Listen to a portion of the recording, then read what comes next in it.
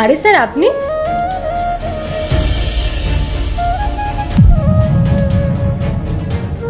আরে ম্যাডাম, আপনি এটা কি করছেন? আমার পায়ে হাত দিচ্ছেন কেন? স্যার আপনি বোধহয় আমাকে চিনতে পারেননি, আমি মেঘা। ওই ক্লাস 8 আপনি আমাকে টিউশন পড়াতেন, মনে পড়ছে? ম্যাম, আপনি ওর পা ধরছেন কেন? ও একটা সিকিউরিটি গার্ড আর আপনি ওর পা ধরছেন? তুমি দাঁড়াও। স্যার আপনার মনে পড়লো, আমি মেঘা। হ্যাঁ, মনে পড়েছে। তুমি তো ক্লাস 7-8 আমার কাছে টিউশনই পড়তে। তুমি তো ক্লাসে অনেক মেধাবী ছাত্রী ছিলে, সবসময় তোমার এক রুল হতো। তোমাকে দেখে আজকে বেশ ভালো লাগছে। স্যার আপনার মনে আছে আমি আপনাকে বলতাম আমি পড়াশোনা করে একজন বিজনেস ওম্যান হব? তো স্যার আজকে আমি নিজের অফিস খুলে নিয়েছি।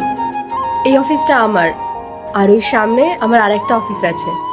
কিন্তু স্যার আপনি আমাকে একটা কথা বলুন, আপনি তো খুব ভালো একজন টিচার ছিলেন, তাহলে আপনি এখানে সিকিউরিটি গার্ডের জব কেন করছেন? এমন কি হলো?